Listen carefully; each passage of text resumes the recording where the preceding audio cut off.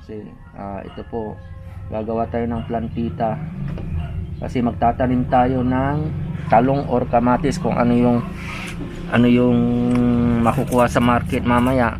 So, gagawa ko ng lalagyan natin ng matabang lupa o ano yung makikita natin dyan. So ganito po, ginugupit ko muna. So hinati ko siya sa dalawa. So ang purpose ko nito, yung magagamit ko silang dalawa, hindi lang yung isa. So ito po, tingin muna natin. Yan. So bahala na kayo kung anong ratio yung paghahatian ng paggugupitan nyo. What I mean is yung paggugupitan nyo. So ganyan. So ayan. So pag ganyan, ayan, magagamit natin to, magagamit din natin to. So pagdating dito, bubutasan natin yung gamit yung shouldering, yung pang yan, may mainit na binubutasan ko yan. So ganyan. So ayan, siya, pwede na natin gamitin yan sa ating tapos ito yung main na pagtataniman natin ng kamatis o talong. So bubutasan natin diyan. Ganyan. So ganyan. Gusto ko yung medyo maraming butas para maganda yung pag-agos ng tubig. Ayan po, ganyan lang. So ayan. So yan, nakarami na kami dyan. So ayan po, nakarami na kami. So ganyan lang po. So okay, thank you.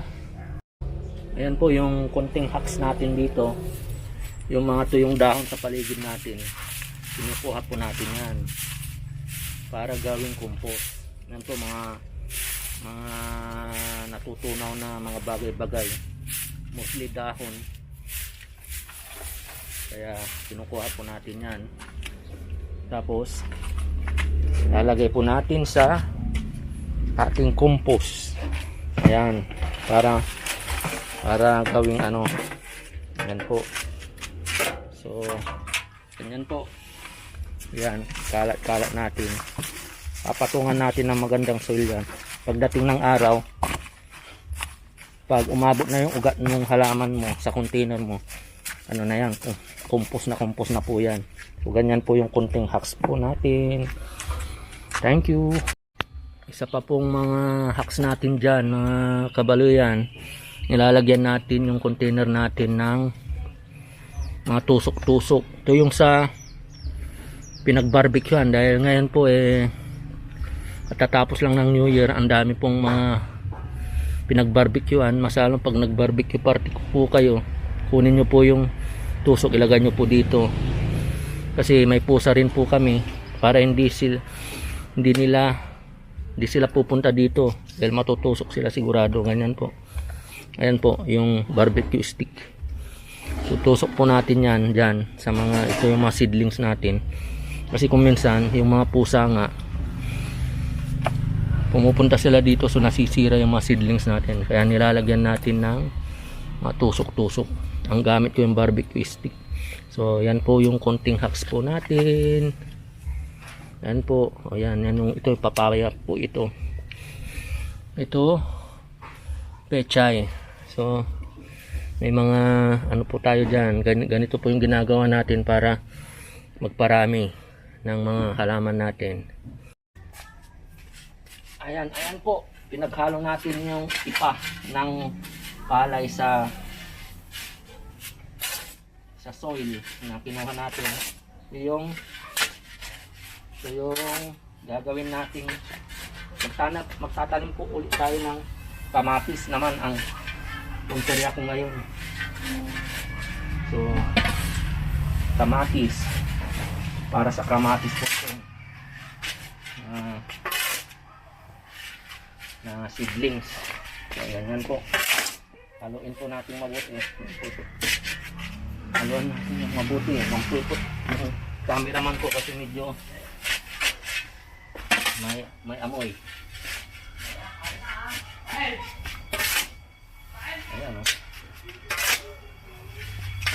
Ayan po.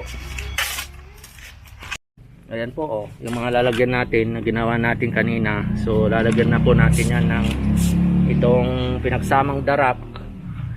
Yung pinagsamang darap at yung what I mean is yung ipa ng bigas saka soil na kinuha natin sa labas. So ganyan po. Ito yun. Ito po yun. Ayan. Yan po yung ginawa natin. So lagyan po natin. Ayan po.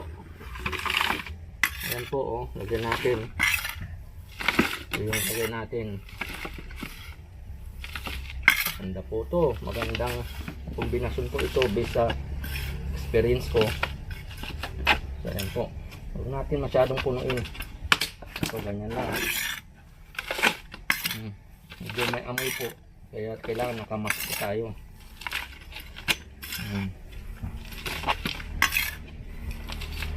Ayan po, ganyan.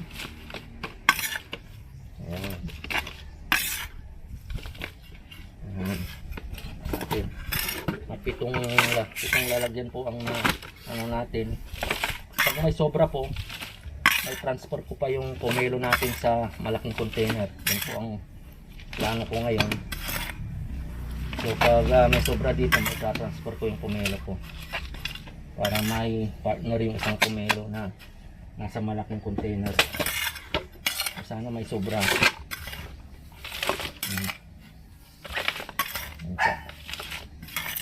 Ayan po. Mabilis lang po, madali lang pong mag-garden. Parang nakakatuwa po, nakakatanggal stress. Yan si brownie ko, naririnig mo tumatahol. So ayan po. Ganyan lang ang buhay natin. Buhay probinsya. Ganyan lang. Walang city stress. Probinsya po tayo. So ito lang ang ating libangan. May libangan ka na. Pag namunga, may pagkain ka pa. Saan ka pa? So ganyan po. So salamat. Ayan po, bumili tayo ng seedlings ng kamatis.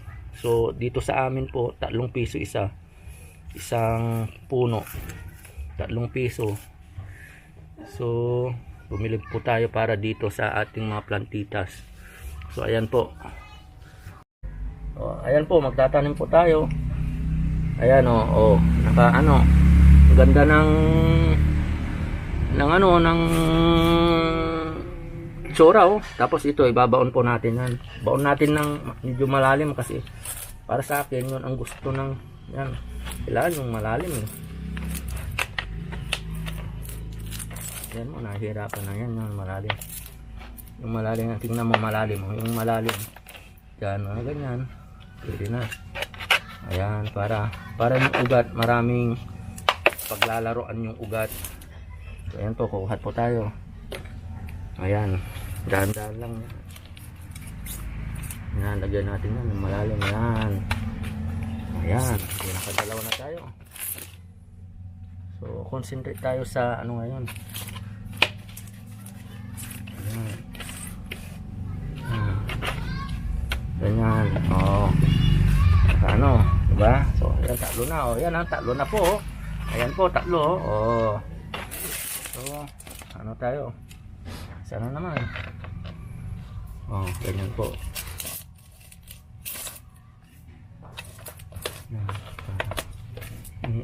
Mas malalim. Yan. Pwede naman natin lagyan pa ng additional soil sa top, pero siyempre baka kukulangin yung natin. So ganyan po. So ayan po. Bumili po tayo ng ganyan. Lalagay po natin yan. So ganyan po. Salamat. So ayan po, yung ilagay muna natin ito sa malilim para hindi siya yung kumbaga sa araw. So ayan po. So dito muna siya. So kasi medyo sobrang init ngayon. So diligan po natin siya. Ayan po. But I mean yung malalanta Pag nabigla sa araw po yan, malalanta po siya. So diligan muna natin, lagay muna natin dito sa lilim na parte ng lugar natin. So ayan po, diligan natin siya.